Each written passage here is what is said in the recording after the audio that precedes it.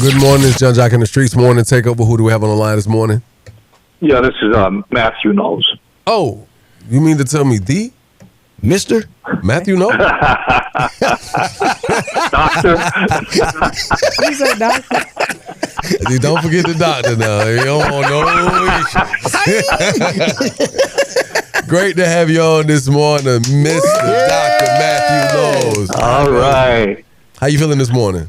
Hey, man, doing good, man. Here in Houston today, looking out the window of downtown in the skyscraper and enjoying life. Must be a beautiful thing.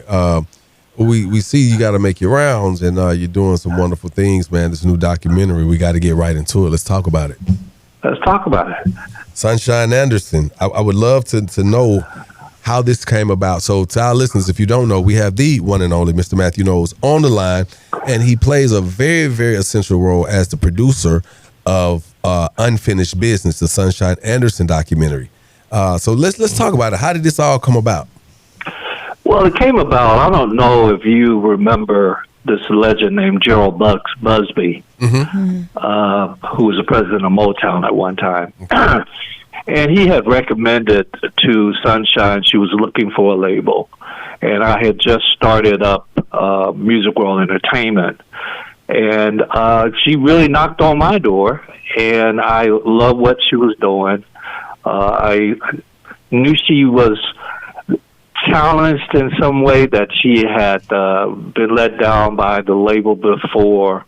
And I just, worked with a lot of females and thought she had the image, the voice, kind of that early Mary J. Blige. And so she came with some songs. They were good. They weren't great. But we went and, we got some really good producers around her, Walter Millsap, Mike City, Raphael Sadiq, and came out with her second album. She reminded me that when I first met her, I think I wrote a check for about $250,000 and gave it to her. And she had never gotten that kind of money before. I had forgotten, quite frankly. While we have you on the phone, we don't have someone like you that we speak to every day. So I have to ask, just this past weekend, Jay-Z's concert flooded the whole internet. And I wanted to know, did you see it? And if so, what was your favorite night that you saw? Night 1, 2, or 3? No, I was not there. I have some very important work that we're doing here at Music World with a new project. So I wasn't able to be there, but I did get to certainly see the same things you saw online, and it was an amazing show, by the way, to see Blue Ivy have an opportunity to perform and play the piano and continue to grow her artistry, and to see the other artists, obviously to see Beyonce do her thing with Jay. That was just a great moment for me as a parent. So I enjoyed just watching it, but I wasn't there. I got business to do. I know. I got Matthew Knowles business to do. Okay, I know. Damn right. I'm trying to tell you. We gonna double down on that one right now, Doc. Mr. Dr. Matthew Knowles. Get it right. You better make sure. Now, speaking of doubling down, I know you're busy. We definitely see that there are a lot of irons in the fire for you. I can see that you're working. I want to know though, what's a question or questions that should be asked when you do have a person like Mr. Dr. Matthew Knowles in your presence? What type of questions aren't asked? Because I'm pretty sure a lot of people ask you a lot of the same questions. What questions should we be asking right now for that pertinent information? I think as the music business is changing, I think we should be asking how I view the music industry in the future with AI and some of the other digital era that we live in today, and how we approach IP and stuff like that. I think you should be asking me about entrepreneurship.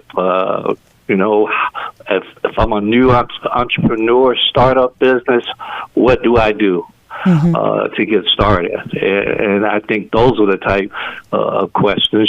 Most people don't realize I've been in academia in a classroom as a college professor for now over 25 years. People see me just as the record label guy, but I've been in academia, teaching marketing and sales and branding, and understanding how brand development works. So today, in today's society, what's more valuable, talent, ownership, or branding? I wouldn't say one is more important than the other. I think you did a great job of nailing the three things that are important. Talent, is always going to be important. I think regardless of how technology and AI is never going to replace true talent. But you also have to have this drive. This has to be, and put in the work ethics, and this has to be a passion.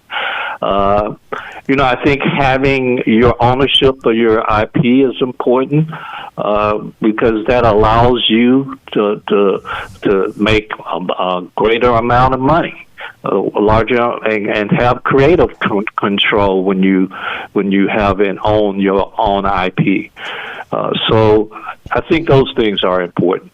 Well, we definitely thank you for putting those on the table. So for any of our listeners that have those type of thoughts in their head to be an entertainer, or to even to just move around in this space, understand what you're chasing. Understand what the goal truly is.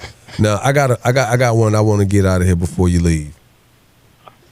And I thought it was very interesting to me. I just saw the Michael Jackson story, and we saw the way that they played this whole thing out.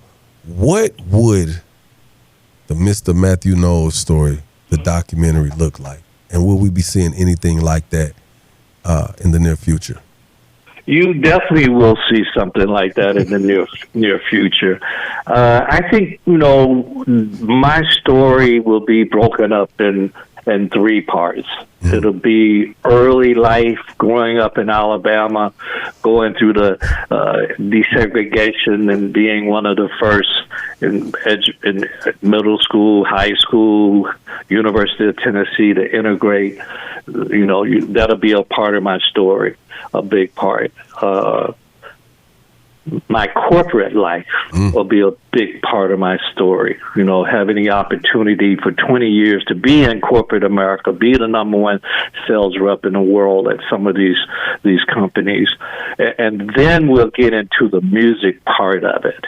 And that obviously will be a significant part. But there will be a part that most people don't know. We think Destiny's Child, Beyonce, Solange, but we don't talk about when I sold Music World and to a company in London and became the president of Music World Sanctuary, where I then bought these young black managers in America. And on our roster, as a result of me buying those companies of these young black men, we had Mary J. Blige, we had Nelly, we had Eve, we had Mary Mary, we had a number of artists, Mario, that were on our management roster. And a lot of people don't know about that. Or the record label part. We had Earth, Wind and Fire. We had Ray J. his only hit record, One Wish. I did. We had Cool in the Gang. We had Shaka Khan. Y'all still laughing on Ray J. Wow. But a lot of people don't know that part, so that will be a part of the story. And then, it'll end with what my life is now and going through the challenge with cancer and overcoming that. So I think it'll be a different kind of story. It won't just be music. And who would play you? I don't know. I don't know the answer to that. Yeah. Who you think, Jim? I don't know the answer to that. I don't know, but I know it'll be a good legacy story, whatever it is. Mr. Matthew Knowles, his contributions. He's one of the music execs, especially with black men, that I think get overlooked. So we thank you for all your contributions. Well, thank you. And let me end with this one, Dree. You should do what you could have dropped the mic. We Okay. just had to hang on the phone. Okay, what? Mr. Dr. Matthew Knowles been rich before Destiny's Child. Okay. Money God. been long.